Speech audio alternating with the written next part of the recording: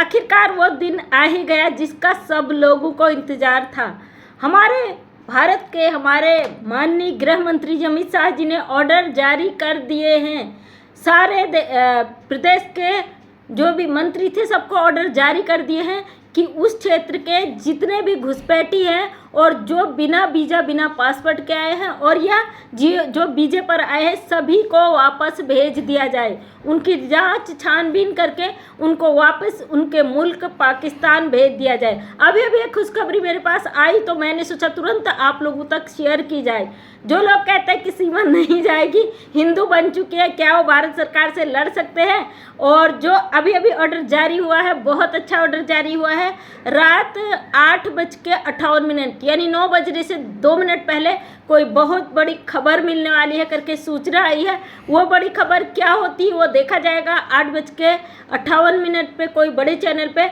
आखिर उठते हैं सवाल सीमा हैदर पे। कल मोबिन मलिक सर ने कहा था अगर किसी तरीके से सरकार सीमा हैदर को नहीं भेजती तो फिर मैं इसे जेल कराऊंगा।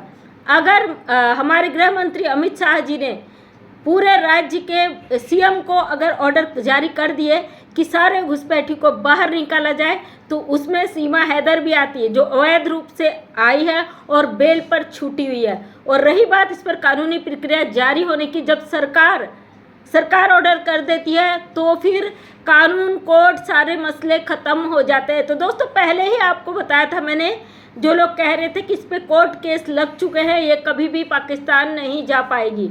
तो अगर सरकार ऑर्डर कर देती है तो फिर कोर्ट केस निरस्त हो जाता है। अगर सरकार ने ऑर्डर कर दिया कि सारे घुसपैठियों को बाहर निकाला जाए तो ये भगोड़ी जल्दी ही पाकिस्तान फेंकी जाएगी। और अब बात करते हैं, अभी भी बबीता रानी का एक वीडियो आता है जिसमें बबीता रानी के हाथ में डिप लगी है। बबीता रानी को बुरी बीमारी हो चुकी है और बीमार हो चुकी है, टेंशन में भर्ती है हॉस्पिटल में। सुबह आपने देखा होगा, कल से आप देख रहे हैं कि सीमा हैदर एडमिट है, उसकी जो सिलिकॉन बेबी थी उसके साथ वो एडमिट है टेंशन के मारे। अभी बबीता रानी एडमिट हो चुकी है। बबीता रानी का ब्लॉग आया है। अब कल बबीता रानी की शादी की वीडियो आ रही थी, आज बबीता रानी कि हॉस्पिटल की वीडियो आ रही है, हाथ में डिप लगी हुई है। आप जान सकते हो कि किस तरीके का टेंशन इन लोगों को मिल चुका है। लप्पू के परिवार में कोहराम मचा हुआ है, वो लोग गायब है सोशल मीडिया से, पूरी तरीके से लापता है। अरे रबुपुरा वालों, लप्पू का परिवार, तुम्हें हम बार बार यही संकेत दे रहे थे। ये इंटरनेशनल मामला है जहाँ पे सरकार अपना ऑर्डर जारी कर देगी, ना देवरू की चलेगी, ना ये फेक पति की चलेगी, ना रबुपुरा के किसी भी नौटंकीबाज की चलेगी। लेकिन तुम मानने को तैयार नहीं थे, तुम्हारी गलती है। अब लड़ लो सरकार से जी। सरकार का फैसला आखिरी फैसला होता है। मामला हमारे कोर्ट में चल रहा था इसलिए कुछ चीज़ें नहीं हो रही थी, लेकिन जो हादसा अभी हुआ है, पाकिस्तान के द्वारा इंडिया को जो नुकसान पहुंचाया गया है कश्मीर में, उसकी भरपाई सीमा हैदर को अब करनी पड़ेगी। अभी अभी मैंने एक और वीडियो मुझे भेजा गया, जो हमारे भाई मनोज मस्ताना जी हैं, एपी सिंह के खास आदमी, जिन पे केस भी लगाए हुए हैं मोबिन मलिक साहब ने, वो इनका इंटरव्यू फिर से लेते हैं। तो एपी सिंह जी इतनी बुरी तरीके से बौखलाए हुए हैं कि इनका गुस्से से आप साफ समझ सकते हो कि इंडिया कितने टेंशन में है। इनके दिमाग के अंदर इतना टेंशन हो चुका है कि अब सीमा हैदर जाएगी तो इनका रोजी रोटी कैसे चलेगा। तो एपी सिंह सर जी, आपसे हम पहले ही कहते थे भारत के कानून को हाथ में मत लो। आप एक वकील हो, आप नेता या गुंडा या इस तरीके की हरकतें छोड़ दो, नेतागिरी और गुंडागिर्दी वाली चीज़ें छोड़ दो। लेकिन आप नहीं माने भाई, आखिर अंजाम तो आपको देखना ही था। हमारे सारे भाई बहनों को बहुत बहुत बधाई जो इस मामले से जुड़े थे। और अभी भी कई लोगों के सवाल होंगे, क्या सीमा हैदर को रबुपुरा वाले जाने देंगे? क्या एपी सिंह जी जैसे दावे कर रहे हैं अभी भी कि सीमा का जो कागज है उसका नागरिकता की भी बनने को दिया है, इधर भी कोर्ट में डाला उधर भी कोर्ट में डाला, वहाँ भी वो सनातनी बन चुकी, वो पाकिस्तान में ही सनातनी बन चुकी थी। तो एपी सिंह जी अपनी ही मुश्किल में और भी बुरी तरीके से फंस चुके हैं, क्योंकि अमित शाह जी ने सारे राज्य के मंत्रियों को, सीएम को निर्देश भेज दिए हैं कि सबका ब्यौरा निकालकर सबको उठाकर फेंका जाए। तो क्या एपी सिंह जी हमारे माननीय मंत्री महोदय से उलझ पाएंगे? अभी तक तो ये निचले तबके तक रबुपुरा की पुलिस, रबुपुरा के जो गुंडे या फिर जो कहते छोटे मोटे मंत्री संतरियों की धमकी देकर या कुछ ग्रुप हिंदू संगठनों को जोड़कर जो चल रहे थे गुंडागर्दी, क्या हमारी सरकार के ऊपर ये चला पाएंगे? फाइनली AP सिंह जी के चेहरे पे जो गुस्सा है, जो डर है, जिस तरीके से उनका चिल्लाना है सीमा हैदर को लेके, लोगों के कमेंट्स जाके पढ़िए जी, बड़े मज़े के कमेंट्स लिखे लोगों ने। AP सिंह को भर भर के गालियां दी है, भर भर के बद्दुआएं दी है, लेकिन ये बंदा आज भी मानने को तैयार नहीं है कि हमारी सरकार एक निष्पक्ष फैसला सुनाती है। अभी जो हमारे देश पर घटित हुआ ना, सीमा हैदर और जितने भी तेरे पाकिस्तान वाले कहते थे ना भारत सरकार ने ठल्ली है, ये तमाचा है तुम लोगों के मुंह पे। अगर भगोड़ी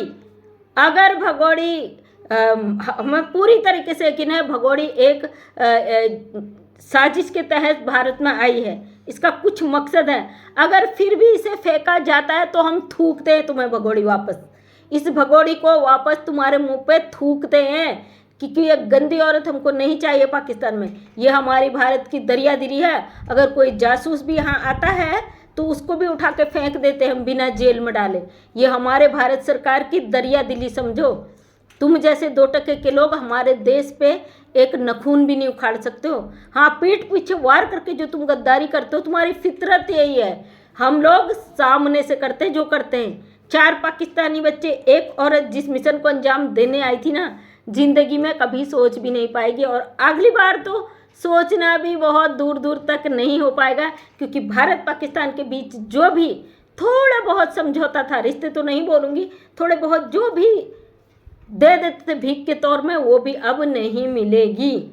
भारत की तरफ से जो भी सुविधाएं प्रोवाइड होती थी ना, वो सब बंद कर दी गई है।